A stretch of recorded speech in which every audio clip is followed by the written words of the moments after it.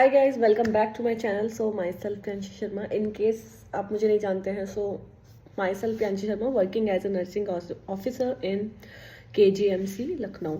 सो reason क्या है, video मैं इसलिए बना रही हूँ, आप लोगों में से बहुत सारे वो लोग हैं जिन्होंने फॉर्म फिल करते टाइम बहुत मेजर मिस्टेक्स कर दी हैं और कुछ लोगों ने बहुत माइन्यूट और माइनर मिस्टेक्स की हैं।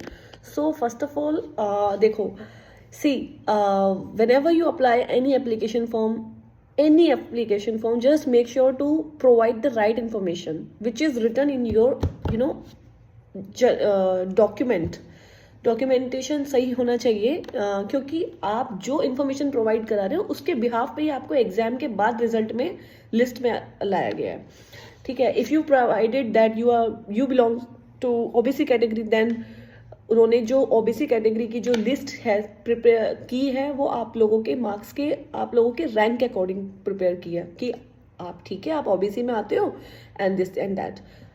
तो सबसे पहले अगर ये गलती हुई है तो मैं आपको बता देती हूँ कि ये गलती अब हो गई है। ठीक है, अब इसके लिए कोई सोल्यूशन फिलहाल तो नहीं है। फिलहाल सोल्यूशन ये है कि आप डीवी में अगर आपका नाम है and if you don't belong to UP state, then आप ओबीसी, एससी एंड एसटी में कंसिडर नहीं होंगे।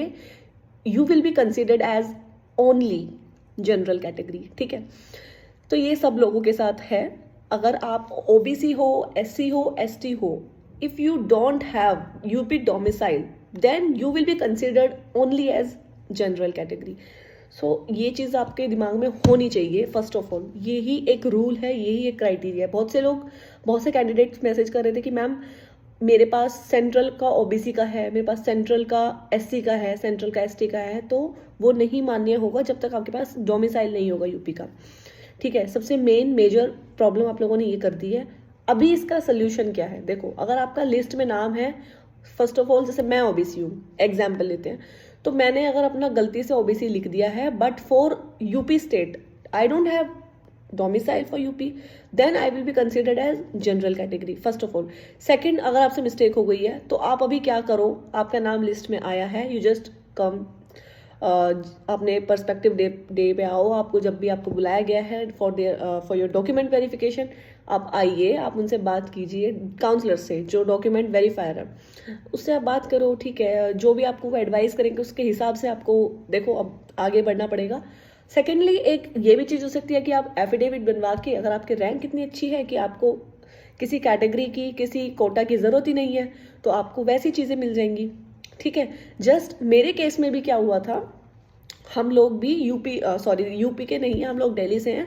सो हम लोग तो जनरल में ही काउंट होंगे। ठीक है, अब डिपेंड ये करता है, मेरे टाइम पे क्या था, केजीएमसी अलग से एग्जाम नहीं करा रहा था, तीनों के एग्जाम एक थे, लेकिन केजीएमसी की कट ऑफ जो थी वो ज़्यादा थी। ठीक है, अगर आपकी रैंक बहुत पीछे है and if you want to choose KGMU, then KGMU will not allowed you. ठीक है, तो वो डिपेंड रैंक पे भी कर रहा था, बट हम लोग भी ऐसे ही जनरल कैटेगरी में ही हम लोगों को डाला गया।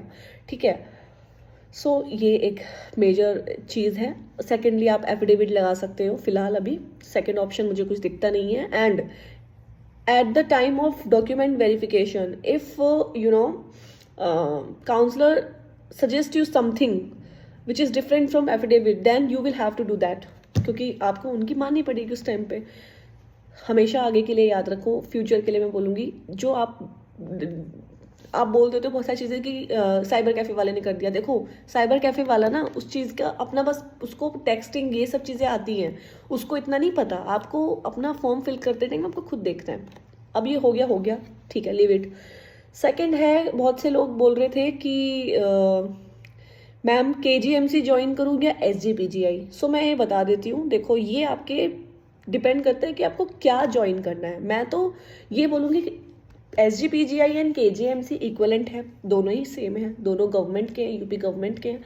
ठीक है, बट हाँ, मैं एक चीज़ जानती हूँ, जैसे मेरे बहुत सारे सीनियर्स हैं, बहुत सारे लोग हैं जिनसे मेरी बातचीत है, ऐसा सुना है, ऐसा माना भी जाता है कि केजीएमसी से बेटर है एसजीपीजीआई।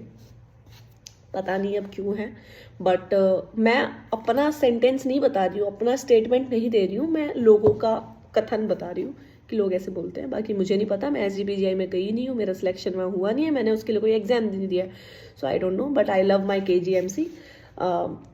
लखनऊ में मुझे सबसे प्यारी चीज़ जो लगती है वो KGMC ही है, एंड बेसिकली मैं हूँ भी यहाँ पे उसी के लिए, तो जॉब है जहाँ वहाँ पे इंसान रहता है। बट अगर आपके पास ऑप्शन है और आपको घूमने फिरने का शौक है तो मैं एक चीज़ बता देती हूँ, KGMC जो है वो ओल्ड लखनऊ में है और SGPGI जो है वो गोमती नगर में है। सो बेसिकली वो न्यू लखनऊ में है, तो उधर का इन्वायरमेंट थोड़ा यहाँ से ज़्यादा अच्छा है। आपको मैंने बिल्कुल सीधा सीधा बता दिया है, नो घुमाओ फिराओ कुछ नहीं मैंने ऐसे बताया, डायरेक्ट बता दिया। अब आपके हाथ में आपको क्या ठीक लगता है, आप वो चूज़ करो, ठीक है। बाकी अगर आप लड़के हो तो थोड़ा दूर से भी आ जा सकते हो, लड़कियों को थोड़ी हम लोगों को प्रॉब्लम होती है नेचुरली, ठीक है, वो उसका हम कुछ नहीं कर सकते। और नेक्स्ट वीडियो में मैं सैलरी के बारे में बताऊंगी कि कितनी सैलरी है हम लोगों की इन हैंड और कितना टोटल ग्रॉस सैलरी है, because this is one of the most suggested and requested video on my channel. Ma'am कितना, how much you get in your hand on regular monthly basis, so बताऊंगी मैं आप लोगों को। बाकी कुछ डाउट है अभी भी तो प्लीज़ कमेंट डाउन कर देना कमेंट सेक्शन में, and just hope for the best and keep studying hard till then you get your goal, ठीक है। बाय बाय, नेक्स्ट वीडियो में मिलते हैं।